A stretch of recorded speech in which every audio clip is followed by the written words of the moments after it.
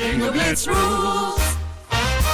If your bingo has ads in it, That's not a bingo. if it doesn't have the coolest tournaments, mini games, and the most breathtaking design, Nope, not a bingo. if your bingo moment makes you feel so excited that you just want to burst in joy and scream out loud, bingo! Sorry, so you're playing... Bingo Blitz? Now that's a bingo.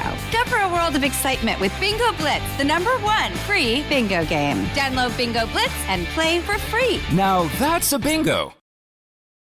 Want to shop Walmart Black Friday deals first? Walmart Plus members get early access to our hottest deals. Join now and get 50% off a 1-year annual membership.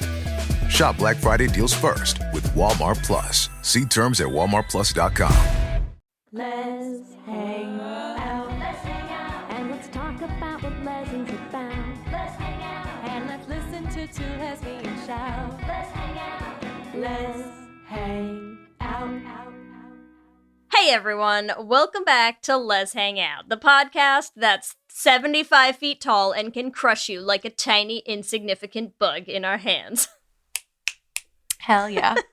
From the West Coast, I'm Leigh Holmes Foster. From the East Coast, I'm Ellie Brigida. To those who've been with us through this whole journey, thank you as always for listening. If you're a new listener, welcome. We're excited to have you here. Here's what's happening this week. This week in the Lesdom. This Week in the Lesdom is a place where you can touch base each episode about things going on with the podcast or otherwise. In Season 8, we have our Patreon bonus episodes coming out. Our first episode of Season 8 came out last week on Saltburn. You can listen at bit.ly/lespatreon.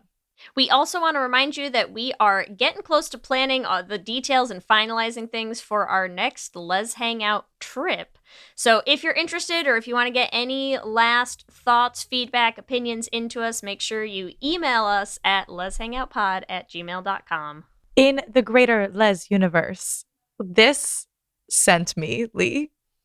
We're like, okay, lesbian news. Here's the headline. Explicit lesbian sex scene in opera sends 18 audience members to the hospital. Ha. What? Ha, I'm into First it. of all, what audience member? Okay, so this is also like, in reading more about it, this is no normal lesbian sex scene. Yeah, it's also no normal opera. Yeah, it's like blood, crucifixion, like it's giving. Have you seen Benedetta? I haven't. It's giving Benedetta. It's like very like in Benedetta she gets fucked with like a statue of Jesus. Like they turn a statue of Jesus into a dildo. Like it's like giving that. Great. Like it's giving that. Yeah. So some of these audience members had nausea and shock, and doctors had to be called. This is insane. This whole thing looks insane. Can you imagine being so gay someone threw up? The dream. Living the dream. Listeners, please let us know if you've ever had nausea or shock induced by Lez Hang Out Pod. Wow. Our goal, our ultimate goal. Listen, they've been doing a production in Stuttgart, but they said it's coming to the US. And what I want to know is where. Please. Where is this going to be? I will be there in the front row, throwing up and laughing. I love that. Excited for you. Also in the greater Les universe, we just want to remind everyone that Lesbian Day, International Lesbian Day, just happened. So we hope you all had a blessed lesbian day. Hope it was the best day ever for the lesbians listening. And if you're not a lesbian, we hope you hugged a lesbian that day, Or kissed a lesbian very sweetly. Yes, that one. That's what I was going to say. Yeah. Also, I feel like we have mentioned Agatha all along in the podcast before, but we have to talk about it again because it is the gayest show that the Marvel Universe has given us so far. I'm very out of the loop because I haven't watched it and I didn't watch what was the WandaVision. I didn't watch WandaVision, so I feel like I have a lot to catch up on. Honestly, I would just watch Agatha all along because like it's an extension of WandaVision, but it's also like it's very contained. Okay, maybe I'll just get into it then. I feel like I haven't watched an MCU thing in like a solid decade, and I'm a little out of the loop. It's fine. I would still watch it. I am fully caught up. I will say I was like getting inklings of the lesbian sex scene online, right? And then I was like, oh, there's going to be a lesbian sex scene. So I was like watching it, thinking there was going to be a lesbian sex scene. There was not yet. However, they have hired an intimacy coordinator. So people are like, clearly there's some sex in this show. And there's 0% chance that that sex will be heterosexual because it's a coven of witches. Unless they like kidnap a man, unless right? they throw a random man in here for shits and giggles, which like I can't imagine. And the Aubrey Plaza and Catherine Hahn already like almost kissed. There was like this moment where they were like touching each other, getting really close, and then they didn't kiss. I have a question though. Yes. Does every show that has Aubrey Plaza in it maybe just need to hire an intimacy coordinator for the unreal amounts of chemistry she has with everybody around her? Yes. Is that a possibility? That is a huge possibility. The chemistry she is shooting out of her fucking body is insane. Yeah, it's wild. It is so wild. There's so many moments. One of them, she licks blood off of her hand. And what is the Yellow Jackets cannibalism crowd? And then must she have been super into and then that. she also says like, she says, I do have a heart. It's black and it beats for you. And then she also says, it's like they're really coming. They're really whoever coming for the wrote this games with script like is so gay. Yeah. They're all comparing their scars. Okay, like their physical scars. Mm-hmm. And she's like, I have a scar. And Agatha's like, no, you don't.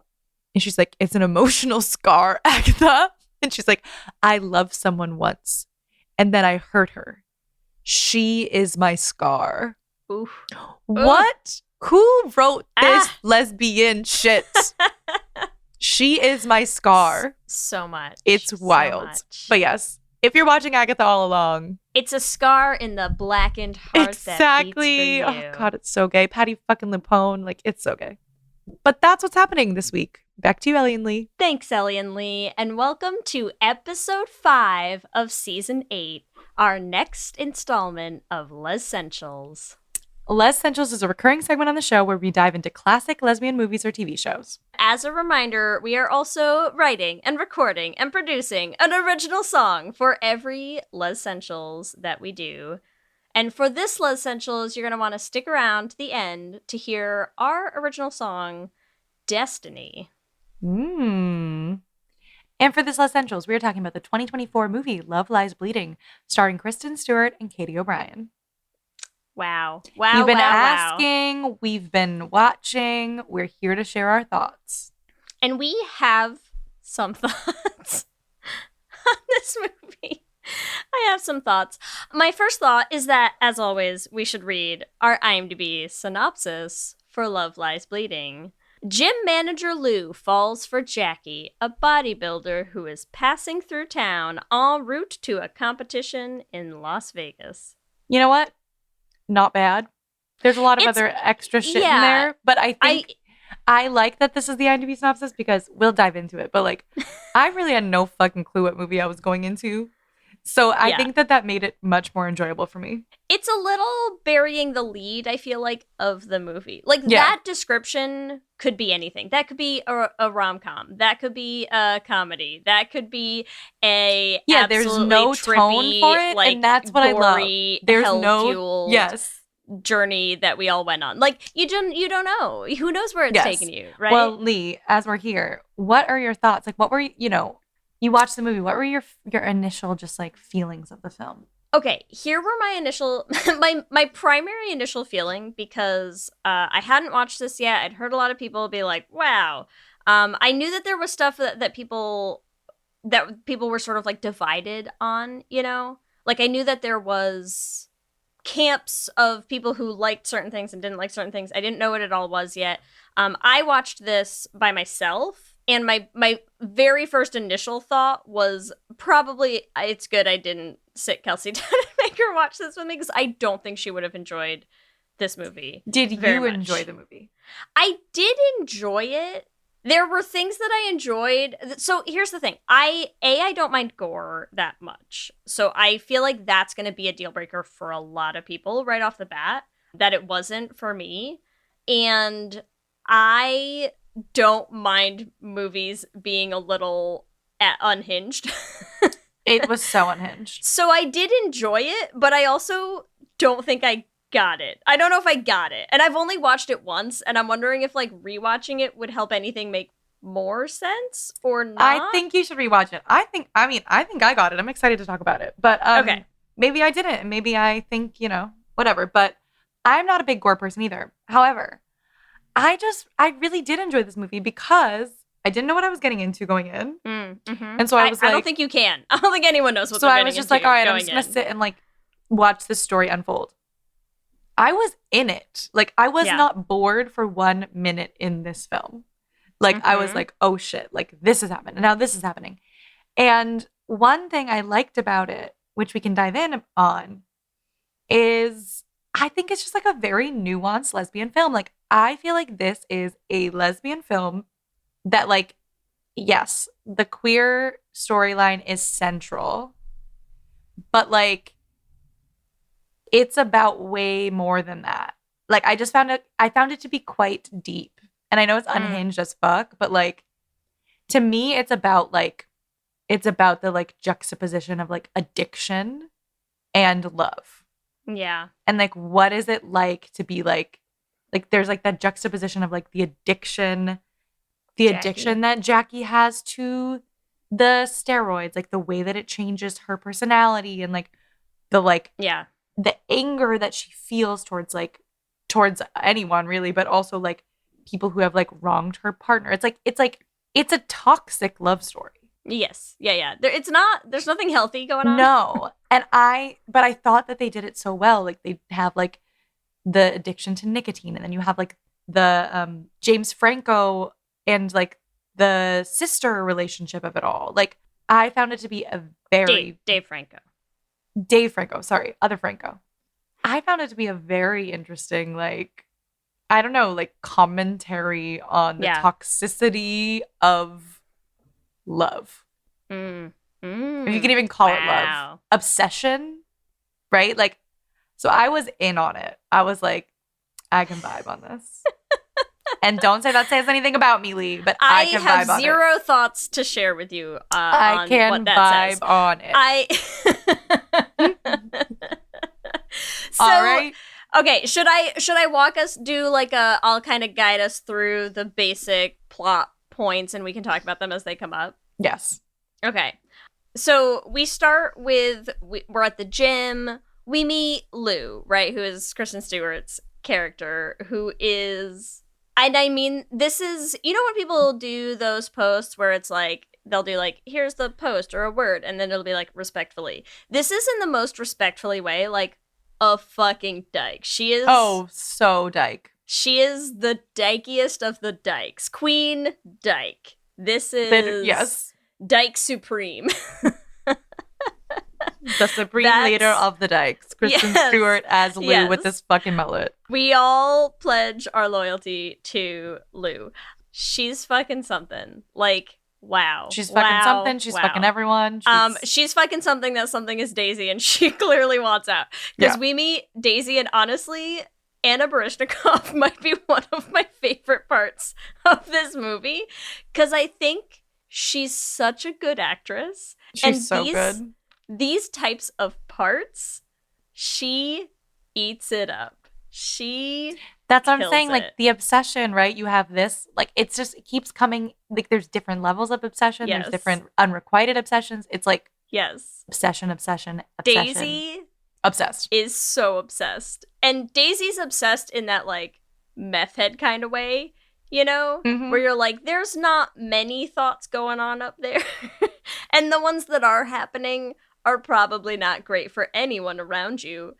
Primarily Lou. Because all she wants to do is fuck Lou. Mm-hmm.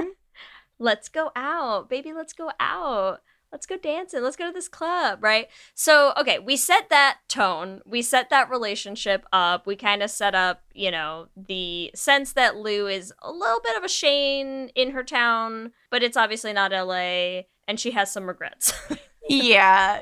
She's like, she went through them too fast. And Daisy is her, what's the crazy girl in the... Oh, the old L word. What's her name? Do you know what I mean, though? The one who makes all the posters of Shane? Yeah. Daisy's that, right?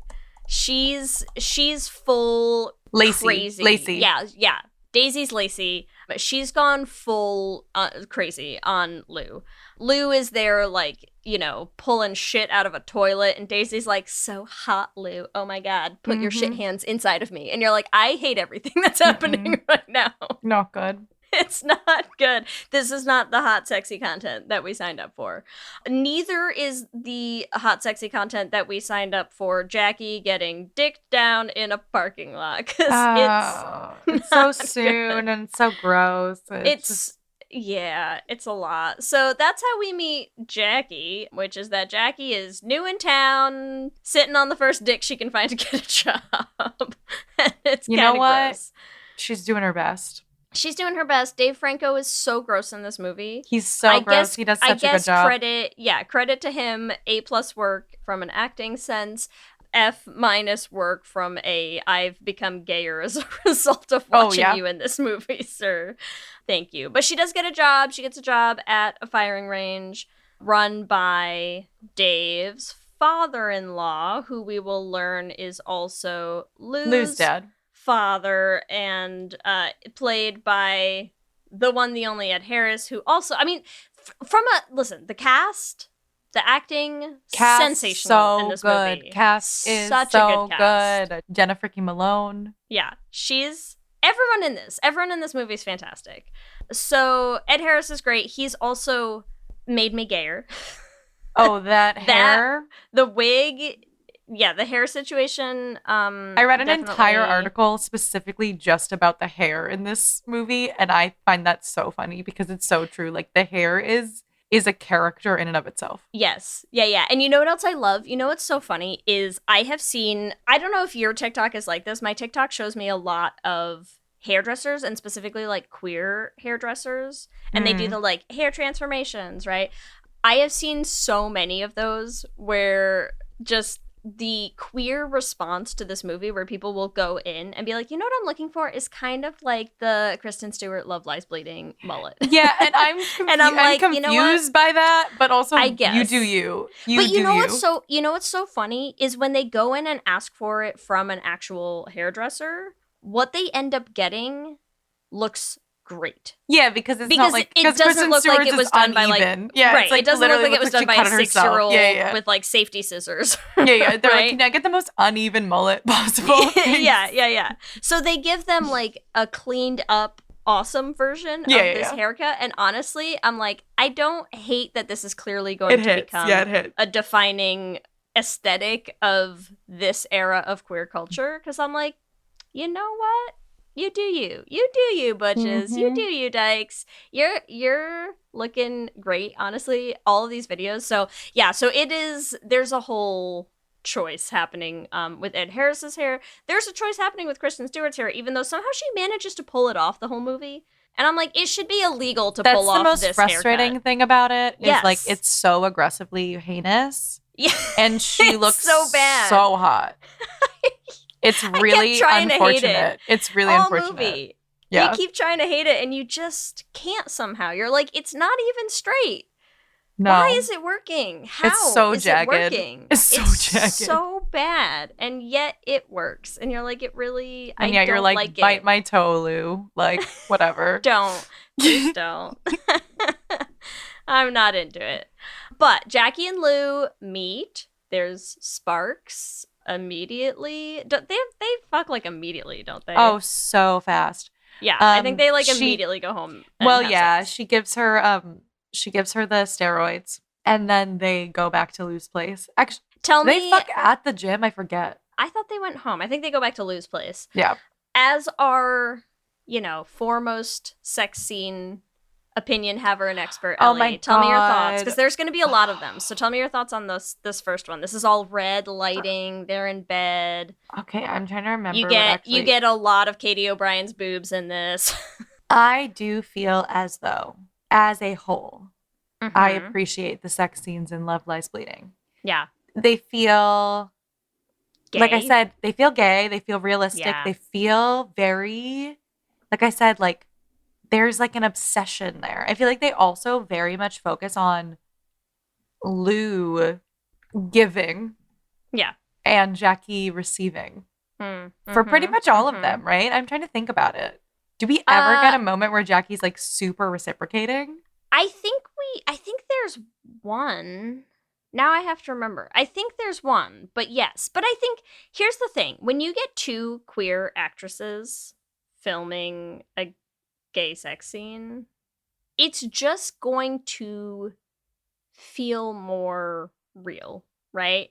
Because again, you're not going to do some of that bullshit. Like, listen, again, I don't want to hate on the handmaiden scene at the end, right? But we do. Because like where they're like aggressively scissoring, right? Isn't that the they're not even scissoring. They're like both they're like reaching. They're both hands. Oh yeah. Right, are like doing their thing. Doing their thing, but they're like their bodies are so far away from each other, right? They're kneeling and they're so far away from each other, and I'm like, I would challenge anyone to be like, yeah, that's how I do it. I'm like, I'd like my entire body to be as far away as possible from the person I'm currently actively having sex with. And also, I'd like to be tits full out so that they're turned towards the camera in the most ideal positioning of 4 breasts on display. I'm like, that's just... No, it feels very much not like that. Like, it feels very much like... I'm sorry.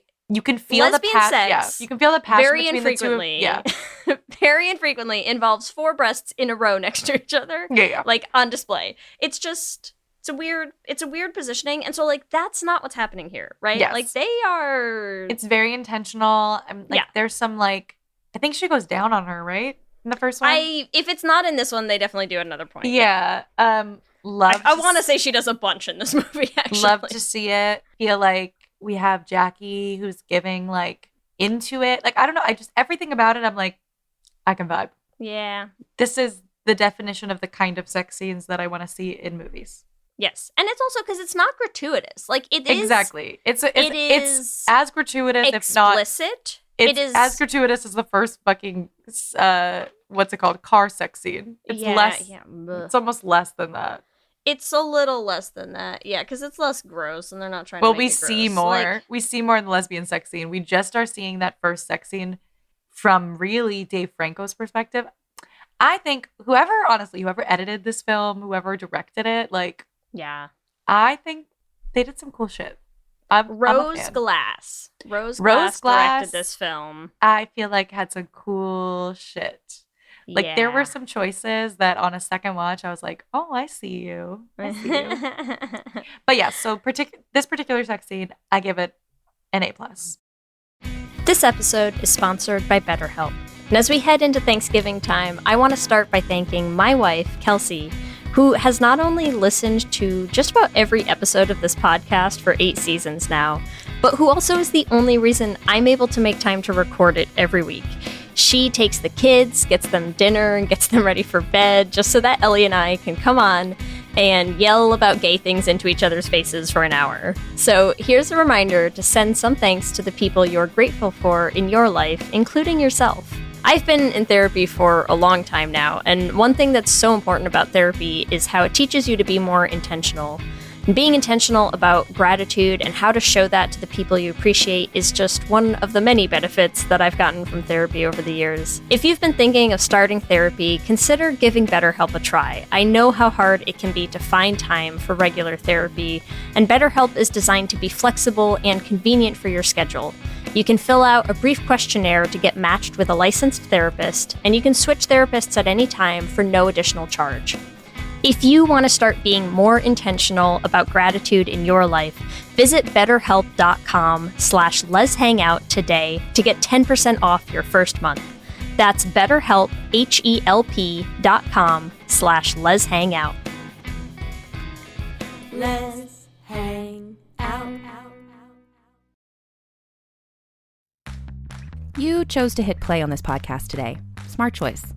Progressive loves to help people make smart choices. That's why they offer a tool called Auto Quote Explorer that allows you to compare your Progressive car insurance quote with rates from other companies. So you save time on the research and can enjoy savings when you choose the best rate for you.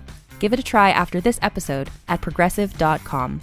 Progressive Casualty Insurance Company and Affiliates. Not available in all states or situations. Prices vary based on how you buy.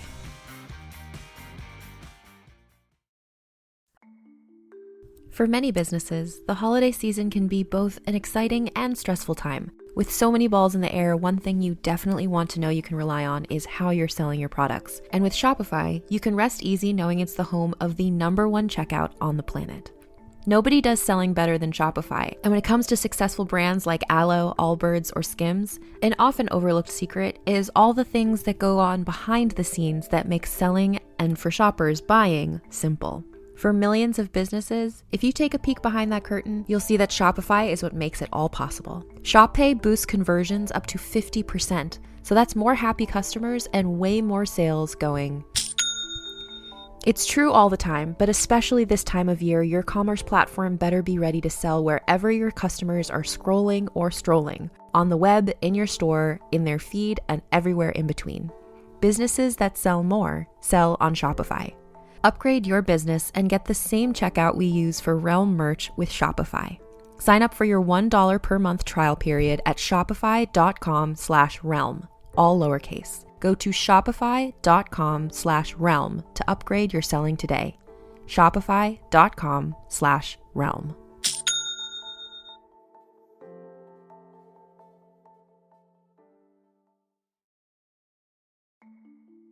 For many businesses, the holiday season can be both an exciting and stressful time. With so many balls in the air, one thing you definitely want to know you can rely on is how you're selling your products. And with Shopify, you can rest easy knowing it's the home of the #1 checkout on the planet.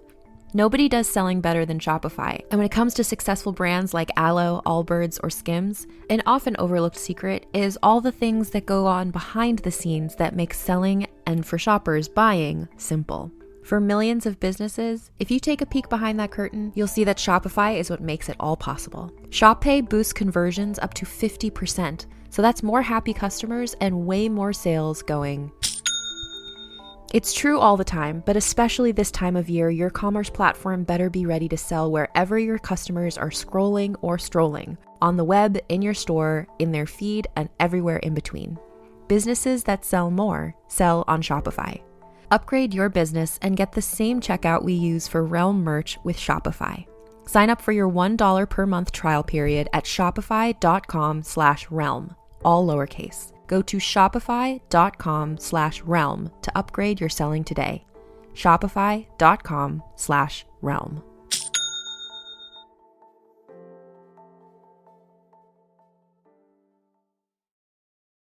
Okay, now from also a queer perspective, the following scene, which is the Lou making them breakfast the next morning, Also and A plus. Jackie being like, Can I'm I move moving in? Yeah. And she's like, I'll sleep on the couch. Thoughts? I'll sleep on the couch. She's like, shut the fuck up. Yeah. I love the way that Kristen Stewart says, shut the fuck up, you're saying. I was like, that is so gay. Like, she's Why like, is oh, that no, maybe no. the gayest thing she does in this movie? I'm like, you fucked once. You Yes. literally just met Yeah, yesterday, yeah. and she's like, shut the fuck up. Say no more. You're sleeping here, and you're sleeping in my bed forever. You having your tongue inside of another woman is less gay than you saying shut the fuck up like that. Yes. That's just a fact. That is... No, when I will dream about Kristen Stewart saying shut the fuck up. And I'm not even that big of a Kristen Stewart fan. Do you know what I mean? I feel like a lot of my friends are like, oh, Kristen Stewart, the hottest woman alive. And I'm like, sure. And something about her saying shut the fuck up, I'm like, okay, I get it. Yeah. Yeah. It's like, there's something about her in that shirt, the little button down, that it's all working. It's all working. Yoke. She's like, take the yolks out next time. Like that whole interaction, I'm like, have you all been dating for 1 day or 3 months? Yes. They're lesbians. It's the same. It's the same. Yeah. Yeah. 1 day, 3 years, same difference, right? Same. Yeah. Insane. I don't know. The U-hauling to me was right on. Prime. Yeah. So then we start this kind of, that now we have their relationship. Jackie's at work. She's going home to tell her about the things she wants to do. She's practicing her poses for her. They look, you all can't see me, but Ellie can see my really excellent bodybuilding poses. I know, I can see poses. all your bulging muscles, Leigh. Yeah, they're really just as big as Katie O'Brien's. Yep. You've got the goods. She's so fucking jacked. Yeah. It's a lot. And I to be honest, I am not a person who's actually into the giant muscled veiny things. That was actually one of the hardest parts of this movie for me. I was like, whenever I'm they not zoom in on the veins, yeah. Yes, I don't like that. I don't like that one bit. Take it out, please. I hate it. Thank you. But for women who are into that, what a fucking gift this movie was to you all. Happy for you. Would never want to yuck your yum.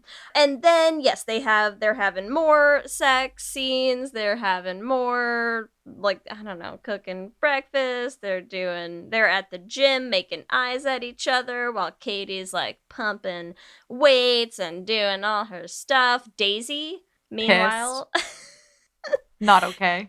Daisy is watching this happen with the crazy eyes of, like, a murderous squirrel. I don't know why that's what comes to mind to explain her, but that's what comes to mind to explain her. Like, you just know something bad. I mean, you know bad things are going to happen this whole movie, right? But, oh, it's so bad. It's so bad. There's a lot of smoking. Lou keeps trying to pretend that she's going to quit smoking. She's not.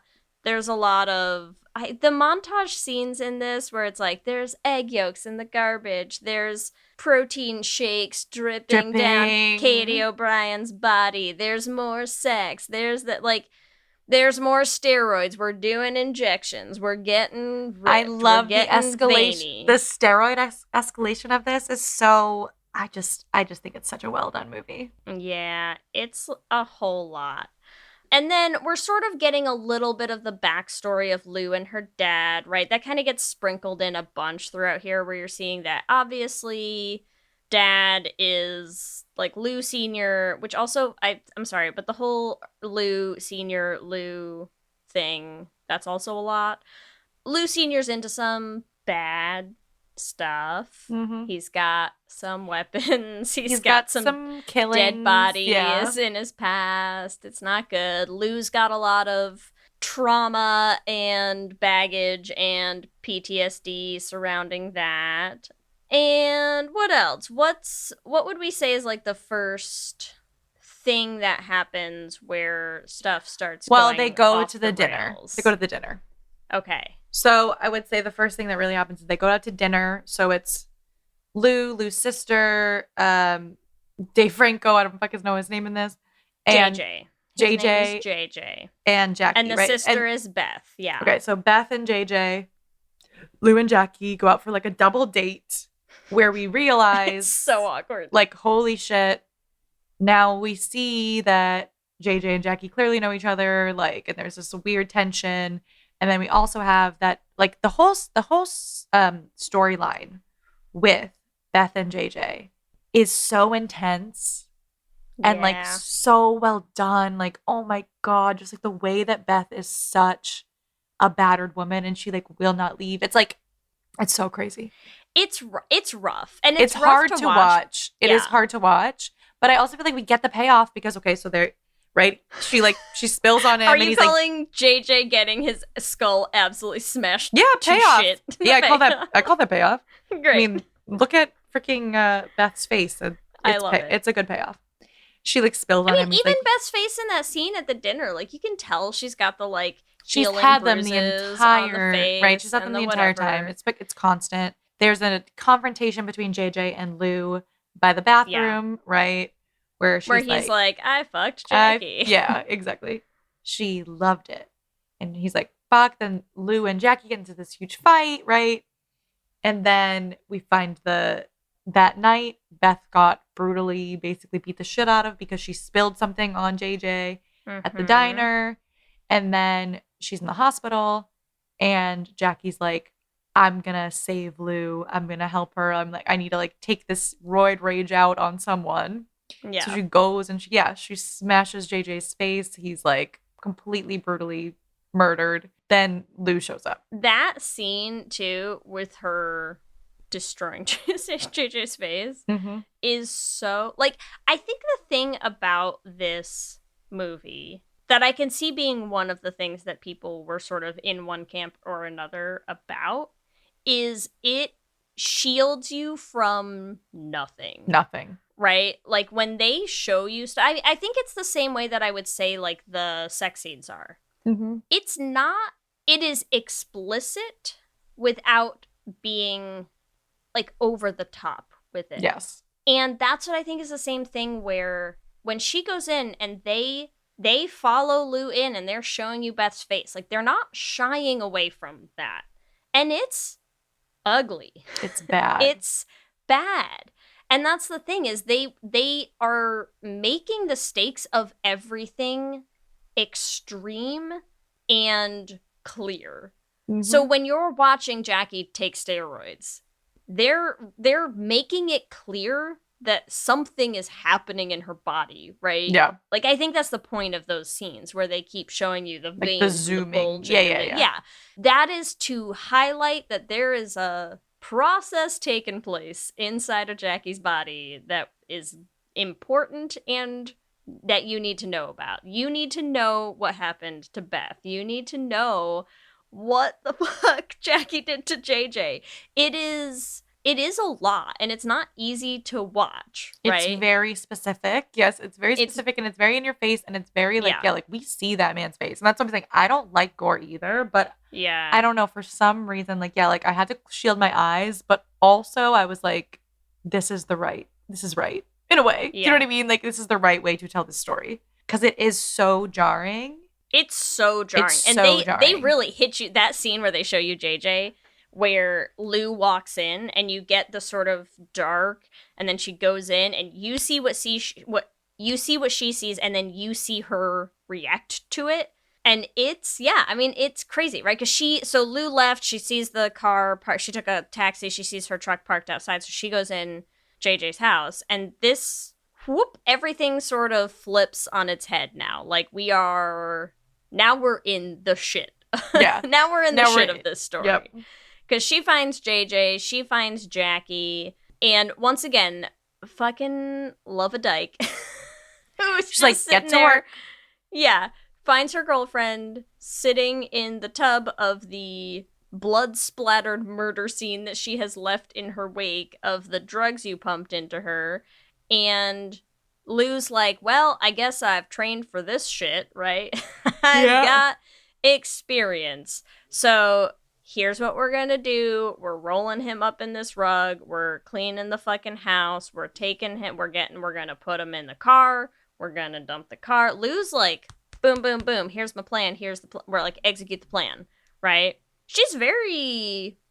She's a little distressingly ready for this. Yeah, I mean, well, because you also know the backstory of, like, she has clearly dealt with the cleanup for a bunch of her dad's shit, right? Right, and she's like, let's do it, whatever. And then at this point, they're hiding and the dad comes in? No. At this point, they go to hide the body, and she's in JJ's car, and Daisy's at the stoplight. Yes. This is when they run into Daisy, and Daisy's like, oh my god, Lou, let's go clubbing. Also why like, are you in this car? Also, how, like, it's like, that's why I'm saying, like, this movie is so gay, and it's also, like, not about the being gay, but this is what I love about it. It's like, of course, it's like, sorry, we're trying to dispose of a dead body. I'm running to my fucking ex. Like, really? My fucking crazy obsessive crack ex. addict, obsessive we'll definitely remember ex. this interaction Yes, and know exactly where we... And who turns around to see the other girl that she knows you've been fucking for weeks driving your truck behind you in a car that is not your car. And Daisy is dumb in a lot of ways. Daisy's not dumb enough in these ways to know, hey, some shit's going down, and I know about it now, right? So Daisy clearly knows something is happening. Lou and Jackie are going to dispose of JJ's body in the ravine where her dad buries all his bodies. So they light that car the fuck on fire at the bottom of a ravine full of bodies. Great plan, and also like stressful plan, right? Great situation. Yeah, good ideas all around are had. And again, here's the thing. It's funny sometimes when you watch a movie like this and you're like, you know what? Daisy, dumb, crazy bitch in a lot of ways in this movie. But you know, Daisy could have pulled this off in a way that Jackie doesn't. What do you mean? Lou's like, all you have to do is stay. Yeah. Don't leave the apartment. Don't talk to anyone. Don't say anything fucking weird to anyone. Right? Just stay put, so that this can all blow over. And instead, Jackie's like, fuck your plan. Yep. I'm going to ruin everything. And it's not good. So Lou's trying to go off and deal with the fallout of all of this. She goes to clean the house, which, like, God bless her. That doesn't look fun. No. And she does a great job, right?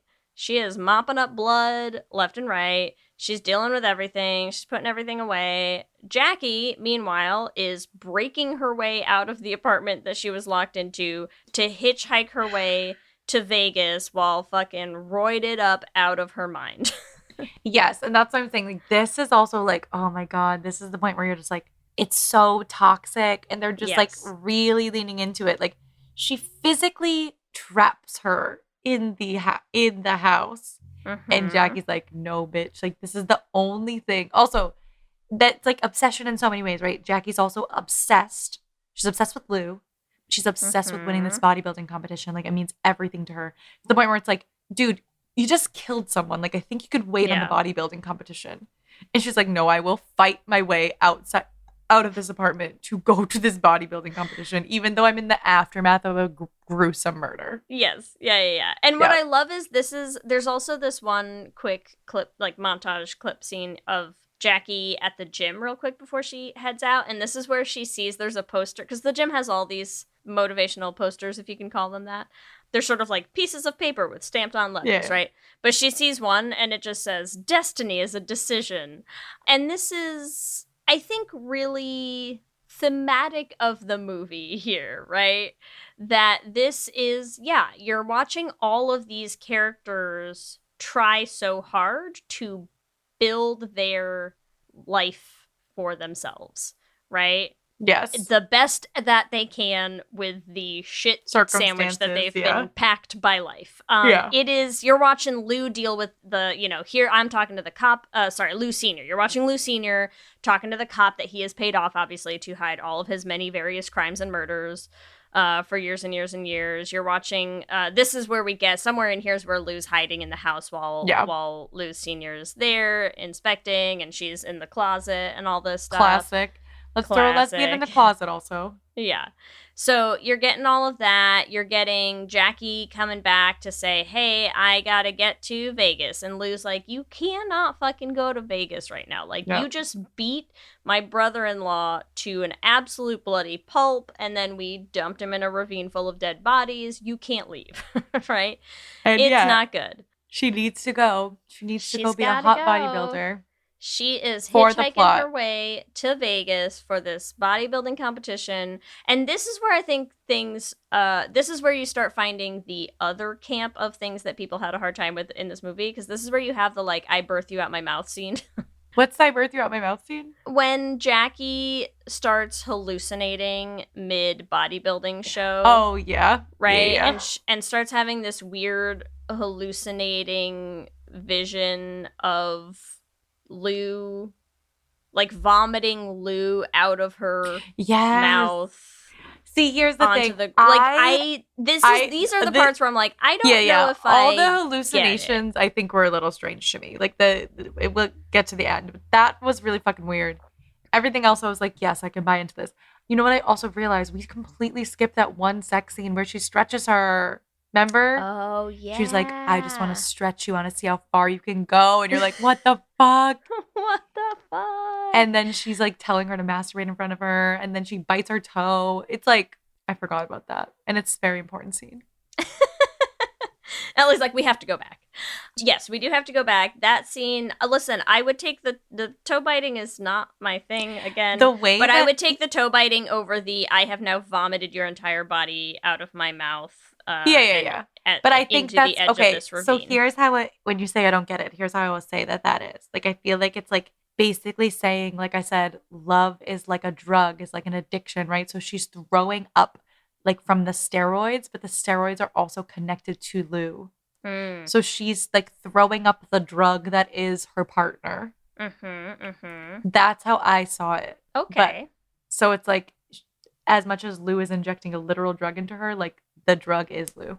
That's how I saw it. Yeah, there is something to that, like consuming another human entirely, right? Yes, exactly. And I know it's like aggressive how they portray it, but I understand what they're saying. And it is also like sort of the point. Like, I don't know, it just like it throws everything in your face like in such a like interesting way. Like I said, I was never bored. I was like, okay, we're doing this thing. And you can't be bored for long because after the drama of Jackie throwing up at the competition, beating the shit out of people in a roid rage, like beating the shit out of fellow contestants while roided out, then you cut back to Lou finding Daisy waiting for her, being like, oh my gosh, Lulu, this must be so hard for you. What happened to JJ and how you were in his car that night. Doesn't she have a gun or something? She has like a joint, right? She has like a cigarette or a joint or something for her. And she's like, let's go to the club. Tell me you're not in love with Jackie and let's go out clubbing. Exactly. She's like, I have blackmail on you now, so will you fuck me? Yes. Like crazy. It's unhinged behavior. Wild. It's wild. Yeah, so Daisy's there to kind of slide herself right into the open door that Jackie broke her way out. Oh my god. She's like, so your girlfriend escaped. You want to back up? Yeah. I don't know why I should hate Daisy in this movie, and she does such a good job of being like Daisy. she's a very likable character. But she's not. In her chaos. That's the thing. Like, she's not really even likable. I love her. Yeah. It's the acting. She's fucking crazy. And she has crazy eyes. I think Anna Baryshnikov has really perfected the crazy eyes part of acting. So she shows up and she's like, yeah, so like, what was the deal with Jackie anyways? And Lou's like, nothing at all. We like hung out. That was it. I'm not into Jackie. I'm not into Jackie. I'm not into Jackie at all. She didn't kill anyone. Don't worry about it. Yeah. And then Lou Sr. goes and gets Jackie from jail, right? And is like, we can fix this. I just need you to like do some stuff for me too, right? And the stuff that Jackie's got to do is apparently go and shoot Daisy in the fucking head. This is the part of this movie that reminds me of watching a Coen Brothers movie, you know, where it's just everything is going bad off the rails for everyone so fast that it's almost hard to keep up, and all you know is you're stressed, but also there's vaguely comedic elements to it, you know? And it's just you just feel so... watching it. That's the experience. The experience is just like, It's that feeling. Yes, it's very that. So then you have Jackie who shows up at Lou Sr.'s to be like, okay, now we can, you know, fix everything. And Lou Sr. is just like, let's kill everyone. Lou's taking care of loose ends, and those loose ends are Jackie and his daughter. Which he doesn't seem to feel too bad about. So he's sending the cop over to kill Lou, which is not great. Lou ends up killing the cop. Then you have a dead cop in her apartment. Then she's trying to go get Jackie, so she's driving to Lou Sr.'s place.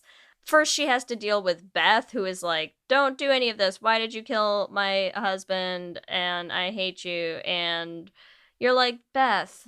want more for yourself. Dream bigger, Beth, you know? Dream of a man who doesn't beat you. But they have their whole thing. Lou goes and finds Jackie, who's tied up in like a fucking shed outside or something. And then now they're having their whole, again, they're still doing this whole like, were you fucking Daisy? Baby, it wasn't like that. Baby, I'm sorry. Yeah. That's what I'm saying. It's so like, oh God, it just is such a good portrayal of just like, just like a fucking so toxic relationship where like there's so much crazy shit happening around them and all they care about is like, but did you fuck her? It's giving like in Bodies when she's like, check her text. That is exactly what it's like. Maybe that's why we love it so much. It's so funny like to me. Campy gay chaos in the midst of this horrific, gory, bloody story, right? I don't know why it just strikes me as so funny. I find it so funny that while all of this is happening, she's not like, my dad's gonna fucking kill us and drop our bodies in a ravine. She's like, baby, it wasn't like that. She didn't mean anything to me. I was trying to protect you. I love it. But they should be worried about Lou Sr. because Lou Sr. is coming out to shoot Lou Jr. in the leg, and Jackie's she's like, you know, be free, baby. Jackie's trying to make a run for it. Until she comes back as a giant woman. like Mhm. 100-foot tall monster woman who can pick Lou Uh-huh. Senior up like a tiny toy and like crush him in her hands. And I don't get it. That part was so random. But okay, so here's the thing. Okay. So here's how I perceive this, because Great. I've been reading about it as well. So a lot, like, one of the themes of the film, right, is like, what is a monster? Like, and who is a monster in the story, right? Because like every person in this story does horrific things, right? And so like Jackie was called a monster because she's like a big hulking woman who like isn't accepted, right? Lou Senior is a monster because he killed a fuck ton of people, right? Like Lou Jr. is a monster because she also did it with him, even if she didn't want to do it. And she, you know, also helped hide the body, blah, blah, blah, whatever. Like JJ's a monster because he beats his wife, blah, blah, whatever. So it's like a whole thing. It's a theme. So I think there's a few times in this film, and I don't know if I like it, but I understand it. I'm like, I don't think you needed to actually turn her into a hulking monster to show us you were talking about monsters. It's quite on the nose, and it made me laugh out loud. And I don't know if that's the point. Like, I don't know if we're supposed to be laughing. It was so ridiculous. But I think it's too, like, trying to say, like, that the injections, the, like, steroids turned her in, and also additionally lose love, ? Turned her into someone who could like take on the world and kill this man. I don't know. I was like, it's ridiculous. But that's what I interpreted it as. I could see that. My question is gonna be, what do you think actually happened in that scene? I do think that Jackie killed. Well, they didn't kill him. They leave him for the cops. Okay, so either way, You think that Jackie came back and like incapacitated him somehow? Yeah, and I think that her as like this giant hulking creature was like a figment of Lou's imagination, where she's just like, my baby is a hero. She could do anything. I will also say there was like a on my second rewatch, there's a time when they're watching TV and Gulliver's Travels is on. Yes. And so I found that to be funny because it's like that is the point of Gulliver's Travels, right? Mm-hmm. It's like he's tiny and everyone else is big, or he's big and everyone else is tiny. I forget. He's big and everyone else. In the book he goes to both. He goes to an island where he's like an enormous man around tiny people, the Lilliputians, and then he also goes to a place where like he's little and they're all huge. But what they're showing you is him with he's huge and he's tied down by these little tiny people, and then he's like breaking free, and same thing, he like picks one up like a little ant, you know? Yeah, so I feel like they were like foreshadowing it, but I mean obviously that's like not what really happened, but I do think she incapacitated him in some way, like so that he couldn't kill her lover. Yeah. And then they ride off into the sunset. Which, like, we get a happy-ish ending for our two lovers. We do. I mean, I will say, like, this is a happier ending. A happier ending than you expected to get out of this movie specifically, where it just feels like everything goes off the rails so fast, right? Mm-hmm. But I am also curious, because I've never seen Attack of the 50-Foot Woman, right? But I feel like when you have a scene like this in a movie, it feels like it has to be a reference somehow to Attack of the 50-Foot Woman, which was a movie that came out in like the 50s or something, right? And as far as I know from what I've looked up about the movie, it's about a woman who, there's something with aliens, and somehow she gets like involved in this whole like alien attack thing, grows huge, but it's also sort of her taking revenge on, I think, like her husband who was like cheating on her and only using her for her money and all this stuff. And like at the end, I think they both die. Like she kills him, and then also like she gets exploded or something. Love to see it. Love to see it. But I think the idea behind a lot of the commentary on these types of movies is that there is something about portraying women specifically as monsters when they have power, right? There's something about this idea of taking women who are stronger than you in a situation, specifically from the male gaze, Yes. And turning them into a monster. Yeah, into just like this because hulking monster beast woman, right? Yes. And I feel like there has to be that going on here. I think that's the for sure the thread, right? Of also just like the bodybuilding aspect of it, of her being quote unquote, and like the lesbian part of it, of them being monsters. Like, I think it is reclaiming that and being like, yeah, she's a monster, but like badass, gigantic woman who's gonna throw you around and like, bye. Not in like a like we're rooting for the monster. Yes, yeah. Well, and because the we're truth rooting is, for the lesbian monsters. I wonder when Attack of the 50-Foot Woman came out in, 1958, were there women, was it one of those situations where men made a movie where they were like, look at this monster, and women were like, a fucking queen? That's what I want to know, is were women watching that movie and being like, yes, bitch? Because I feel like that's what we're doing, right? Like, Jackie sucks overall, to be honest, as a character. She's the worst. I find her almost more unlikable than Daisy in a lot of ways in this movie, for me. Well, yeah, she's quite selfish. Yes. She's quite, like, she uses everyone around her to get whatever she wants. She is right? self-involved. She is uncontrollable. She is unhinged. But you watch the scene and you're just like, fuck him go, up, Jackie, queen. go. Yes. And it does feel like that, I think, also feels like a payoff, right? To have them do that scene of whatever they're doing to Lou Sr., Lou's there with, like, the gun in his mouth, right? And then being like, bye, Dad, like, leaving him for the cops, and then they're running through the clouds together, and you're like, this is fucking crazy, but, like, I don't, whatever. But that's the thing where I'm like, I feel like there is more there than I get. Like, I feel like there are references and allusions and themes that I don't know that I've fully unpacked still. And it's weird. It's weird when it happens, and so randomly. It's like, yeah. It's a little. It was much. like it's the way that a lot of things in this movie are a bit jarring. Like, I do think, like, I guess that they sort of introduced some surrealist elements throughout the whole thing, but it felt quite. I was literally cackling because I was like, what the fuck? It's weird. It's weird. It's very weird. It's sort of the point, but also it still is weird. And then they leave and they drive off with freaking Daisy in the back, right? Yeah. And Daisy wakes up. Daisy waking up. That was the took funniest. Me out. That was so I legitimately thought that was just the movie was ending. Like, they're running through the clouds, and I was like, that's the end of the movie. And to have the movie end on Daisy waking up and Lou having to drag her fucking half-dead body. Well, first I think she kills her first. She kills her in the car, right?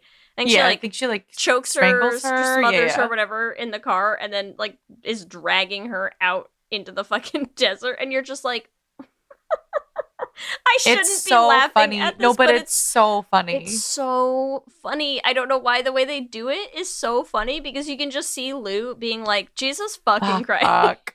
Yeah. She's like, my ex is still here. Yes. She cannot escape from this, and it is, I don't know why, I just was not ready for it. I was so not expecting it, and it absolutely killed me when I watched the end. Mm-hmm. It's just after everything else, it was such a perfect kind of. It was a great ending. Kind of like, it was a great ending. Coda also, on like a finale of like this I said movie. too, even just reading some of the stuff about it is like, it's just like they've done some terrible shit in this film, and you're like, they're riding off into the sunset, and you're like, oh wait, they have to do like one more shitty thing before they can be okay together. It is. And they have to just literally kill everyone in their lives. So in their funny. lives. So funny. Okay, so that's kind of the movie. Anything we didn't talk about yet? What do we need to talk about, Ellie? I mean, I feel like honestly we did a lot of good shit in this. We did a lot of good shit in that. Like I said, it's like, to me, it's a movie about obsession. It's a movie about love as a drug, as an addiction. Mm-hmm. Like, fucked up things that you do when you're just like thrown into a life that like you didn't quite choose. Like, I don't know, like, just looking at all the relationships, right? It's like the Jackie and the Lou of it all, which is like Lou is obsessed with this self-involved, obsessive person, and Jackie almost like, and I think this is why maybe to you, Jackie's unlikable, and this is because this is what I think and feel, and maybe I'm wrong, is that I do feel like Jackie is obsessed with Lou. However, I feel as though she's using her relationship with Lou to justify her rage. Yeah. Because it's like, you could look at it from like a quote unquote toxic romantic place. She killed her for me. Like, she killed her for herself. And I think that's the thing that makes the movie interesting. Yeah. It's interesting no matter what, is that I feel like Jackie killed JJ because she liked the feeling. Like, the more she was getting the roids, the more she liked the feeling of being angry. She liked the feeling of like releasing that anger and violence. Yeah. And so, like, she's not like, she's never remorseful. No, not for anything she does in the movie. Like, she's never remorseful, and I find that very fascinating. Yeah. As a character choice. Right? She's not remorseful for JJ. She's just like, deal with it, Lou. Thanks. She's definitely not remorseful for Daisy. It's also interesting because I feel like it's interesting for Kristen Stewart to give us a movie where this is the queer relationship, and even though you're sort of rooting for them to be the people who come out of this, and they do, and they get their happy ending, it's real hard to root for that relationship. It's not a healthy relationship. And so it's interesting, again, when we talk about, you can write complicated, complex, unlikable, anti-hero queer characters and do it in a way that it's not homophobic, it's not a hate crime, it's not, like, these are not the best characters. Like, not like they're not like well written, but just like they're not good people necessarily. Jackie, at least, for sure, is not a good person. I mean, and you are allowed to do that with queer characters. And honestly, it gives you such an interesting thing to talk about, because I don't like this relationship, specifically because I actually think Lou is a better person than a lot of other people in this movie. I think she is, and that's the interesting thing, is like, that's sort of trying to put that, they're trying to tell you that, right? Like, she was dragged into her dad's shit and she left, and like, she's been trying to save Beth for years while knowing that she shouldn't kill JJ. Yeah, exactly. So it's like, she represents sort of self-control and boundaries, question mark. She doesn't want to fuck Daisy, but she doesn't want to hurt her. Like, she always tries to be kind to Daisy, like brushing her off in a way where you can tell she doesn't really know how to set that boundary because she knows it's going to hurt Daisy and she's struggling with that. Like, I don't think Lou is a bad person necessarily. She separates the yolks from the eggs. She does separate the yolks from the eggs. Like, Lou deserves better than this. And at the same time, doesn't know how to get out of this, because she just like has this crazy person who has, shoved Lou inside of her entire body and doesn't know how to let go. She likes it. Yeah, I know. And it is problematic. They are a problematic couple. They are so problematic, but that's what I'm saying. I love it because of what you said, of complex queer characters. Yes. This is the era of us writing complex queer characters. This story is very queer. Lou has this ex-girlfriend. She's clearly been gay as fuck. Like, there is some homophobia in her small town. People call her a dyke. Like, she's a little like, we didn't really touch on this. And when they do it, there's not the parentheses respectfully at the end, Yeah. But also there's a little bit of like a identity piece where we have like one conversation between Jackie and Lou where Lou's like, "You're not a fucking straight girl, are you?" And then they have sex and whatever. And then also when she finds out she has slept with JJ, she's like, "So you love dudes, and like, what was I to you?" And she's like, "I like both." And so you have like a little bit of bisexual rep. Sorry, not the best bisexual rep. This bitch is cray. But you have the conversation. You have the, like, I don't know. There's a lot of interesting queer pieces that they put in there intentionally or not intentionally. We have U-hauling. Like, it's like, it checks so many of like the queer movie relationship boxes. Yeah. in a movie that is so like it's not a rom-com. It is the genre piece of it is so interesting. So I feel like to me it was cool to see because it's so different and it also is so gay. It's crazy. It's crazy. I did like it. I do enjoy the movie. It is hard to watch. I feel like it'd be easier to watch again. A second time. Yeah. I think it was actually, when I watched it the second time, it was easier to watch. The stress is lower. The stress is high your first watch. It's high. And that's why I think... because you have no clue what's happening. Yes. You're like, what the fuck? Like every single... Yeah, it's a lot. Like, I do think I should watch this with Kelsey at some point, but I know that she's just going to be sitting there. She'll be so uncomfortable this whole movie. Because it is. Yeah. It's just one of those movies where you're like, I don't like it. I don't like what's happening. I don't like anything that's happening. So I enjoy that. I think that's fun. But yeah, it is a crazy movie. I can see why people had a lot of feelings about it. I can see why people weren't into the toe stuff. I can see why people weren't into the I'm hallucinating me vomiting your body out of me stuff. Yeah. Like I get it. I get it. There's controversial things in it, but yeah, I props to Kristen Stewart, I think, for getting this out there, because I feel like this is a movie that is not what I think we typically expect when people are like, we're giving you a gay movie and you get Happiest Season. And you're like, well, this feels like a hate crime. Yeah, that's what's so funny. It's honestly like it's better rep than Happiest Season in a weird way, because it's not trying. It's telling you this is a toxic relationship. Yes. I think Happiest Season like tried to pretend like this was a rom-com. And you're like, no, this is fucking trauma. Yeah. Trom-com. You know what it feels like is I haven't watched the show and I'm really curious to, because I've seen a lot of clips from it lately, is a show called Kevin Can F Himself. And I haven't seen it yet. It's with what's her name? The girl who plays Alexis. Yeah, Annie Healy. Yeah. So she stars in it, and apparently the whole premise of the show is that it's basically filmed in two different styles, where they film it in parts like a sitcom, and then they film other parts of it like a drama, right? And so it's this woman who is in this toxic, abusive relationship with this horrible man, Kevin, right? When Kevin's there, you get the world as a sitcom from Kevin's point of view, where he's funny and all the stuff he does has a laugh track, and like, haha, he doesn't care about you or your life or your goals, and like he forgets all the stuff that matters to you. Isn't he so funny? What a funny comedic husband, right?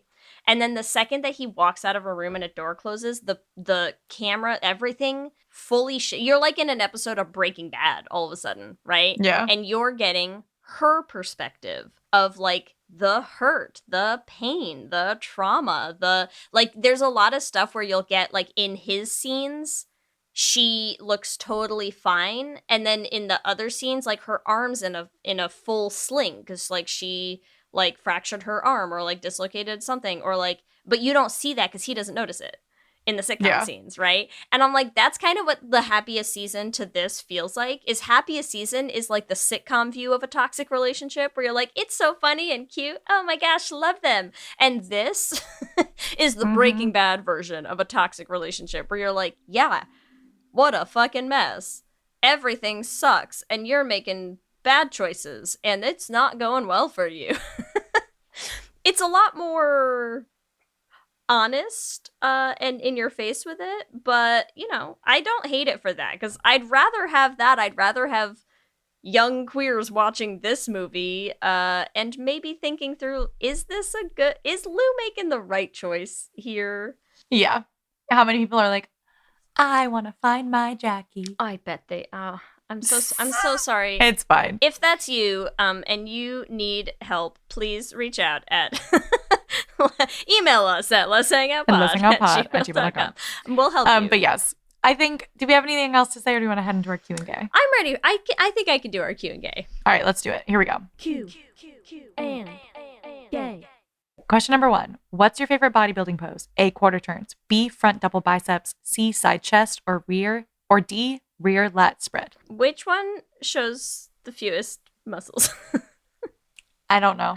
I'm gonna say side chest. Okay. That sounds like I won't have bulging veins in my face. Boy, the bodybuilding stuff is not for me. It's okay. More power to you, people who enjoy that. Love that for you. Not my thing. Question 2, Ellie. Would you be able to take Katie O'Brien in a fight? A, hell no. B, oh yeah. Or C, step on me. I feel like I'm going to go with C, step on me. I would literally just lay there and be like, all right, fine. Take me. Take me. Take me. I'm not really into the bodybuilding thing either, but I could say that Katie O'Brien is very attractive in this. Yeah, I'm not going to begrudge her that. It's an aesthetic that is not my... That's okay. Not my top choice. All right, question number 3. What's your favorite Kristen Stewart haircut? A, Twilight wig.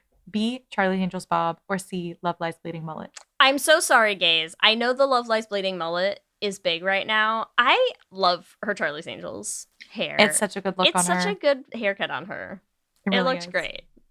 I know she pulls Really this is. mullet off. God bless her for finding a way to do that. It feels like it should have been impossible, but I gotta go with B, Charlie's Angels. Mm-hmm. That's all. It's a good look. Question 4. Which Katie O'Brien would you prefer to date? A, regular Katie, or B, giant unicorn Katie? I'm gonna go with regular Katie. I don't need a giant right now. I also feel like I like being the tallest person in the room. You know what I mean? So that's like I don't want anyone taller than me. Sorry, Katie. That's fair. Maybe actually regular Katie is taller than me. I don't know how tall she is. How tall is Katie O'Brien? No, she's not. We're good. Okay. Don't Great. worry. I know Still everyone on the was table, concerned. Ellie. Still on the table. All right, question number 5. Who's the best gigantic woman? A, Jackie, B, Anne Hathaway in Colossal, or C, Nancy from 50 Foot Woman? I haven't seen Colossal, but I cannot not choose Anne Hathaway in any contest ever because I Valid. love her. Great answer. I should watch That's the it. movie to see. Maybe she fucking sucks, but I love Anne Hathaway, so I doubt it. Perfect. I'll defend her. Whatever it is, I'll die on that hill. It's Anne Hathaway. It has to be. Remember, you can also give us your own answers to this episode's Q&A questions on our Twitter at Lez Hang Out Pod. Let me hear you say hip, hip, hip, hip, hip, well, yeah. We love hearing from you, and we love continuing to build this community, so we just want to shout out some of our favorite things every episode. And this week, we want to shout out Tressa, who messaged us on Instagram to request that we do an episode on Love Lies Bleeding. So, Tressa, we hope... We hope this has been the episode you were looking for. It was ready and waiting. What wonderful timing you have. But I do love that Tressa mentioned specifically that it's because they also want to hear a Love Lies Bleeding Lez Hang Out original song. So stay tuned. It's coming right up. Get your steroids ready. And as always, we want to thank our Lesbian Jesus patrons, Mark Foster, Lizette Stye, A.D. Benitez, Sophia Phillips, and Armani Gucci. and our King Princess patrons, Amy and Ellen. And Andrea Doucette. Thank you all so much. We could not keep making this show without you and all of our patrons. Remember, you can also find us on all the social medias, Instagram, Facebook, Twitter, and TikTok at Lez Hang Out Pod. You can email us at lezhangoutpod@gmail.com. You can check out our website at lezhangoutpod.com. Whatever app you're using to listen to podcasts, make sure that you subscribe. That way you'll get new episodes as soon as they go up. We're also posting videos on our YouTube channel, so make sure you subscribe at youtube.com/lezhangoutpod to catch them. Lez Hang Out is an independently produced show. It's hosted by us. Our audio production is done by Ellie. Our production assistant is Kristen Murison, and various other podcasting shenanigans are done by me. If you want to support the podcast, the best way to do that is to rate and review us on iTunes. We love hearing what you have to say. If you want to support our Patreon, you get access to our extra Patreon bonus episodes. You get access to our Discord chat. You can join that at bit.ly/lezpatreon. If you want to get some Lez Hang Out merch, we have a big sale going on for spooky season. You can get that at bit.ly/lezmerch. And if you use the code LHOSPOOKY at checkout, you get 20% off all of your merch. Leigh and Kristen have made some beautiful spooky designs. We've got some cute little ghosties holding hands, and they're so freaking adorable. I want them. I love a ghosty. And some skellies. We love a Lez Hang Out skelly. So if you want some spooky designs, you can get that at bit.ly/lezmerch. Remember, we also have a queer production company making queer podcast musicals with guaranteed happy endings that you can find everywhere at Dollar Bean Prod. Or at our website, dollarbeanproductions.com. You can listen to all of the episodes of our first show, The Flame, up anywhere you listen to podcasts, and our second show, Journey to the Heart. You can also listen to the entire first run anywhere you listen to podcasts. And if you want to help support us in making more musicals, you can join our Patreon at bit.ly/dollarbeanpatreon. If you want to follow us individually, you can find me on Instagram, Twitter, and TikTok at LSHFoster. You can find me on Instagram, Twitter, and TikTok at Ellie Brigida. With that, I'm Ellie. And I'm Leigh. And let's hang out again soon. Let's hang out.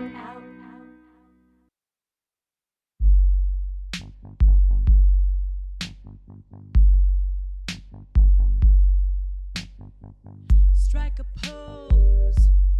You know everybody knows she's a winner.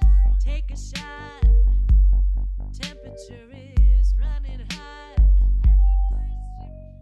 You can feel the heat is climbing. Promise me that you're not gonna leave the timing. Could not be much worse. So hit me where it hurts. Put me in the dirt. Let me hear that. Make that body work. Baby, are we meant to be? Would you fight for me, lie for me, die for me? In my destiny.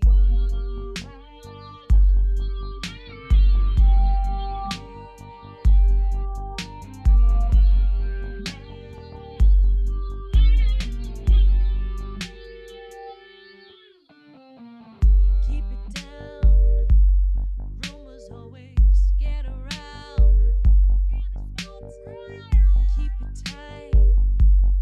I can always make it right. I feel like there's a poison flowing through my veins, and everything inside is growing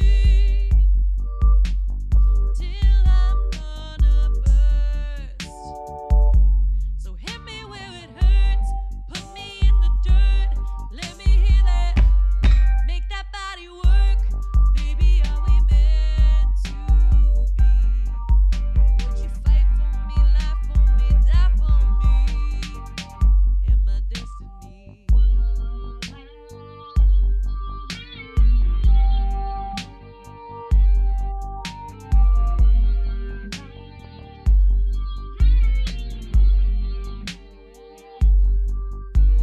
No one can stop us. Make me a promise. No one can stop us. Make me a promise. So hit me where it hurts. Put me in the dirt. Let me hear that. Make that body work. Baby, are we meant to be? Would you fight for me, lie for me, die for me? And my destiny.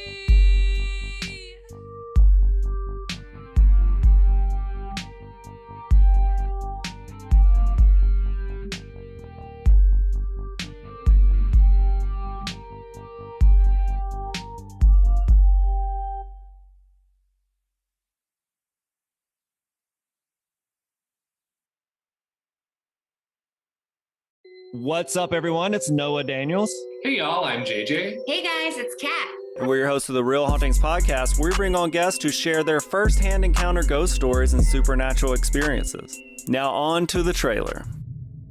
I've been warned to not tell this story, but I think because of the way it ends, it's okay to tell this story, because some people say that with certain entities, to like speak of them or talk about them or in any way like portray them as powerful will attract them to other people. The creepiest thing about it to me is a lot of times it would wait for me to notice it. Like it would just lay its arm out like this, and then I'd be like, where is it? Where is it? And then I'd see it, and then it would just slither back. For more information on the Real Hauntings, Real Ghost Stories podcast, make sure you check out real.fm to learn more about our podcast and many other amazing podcasts.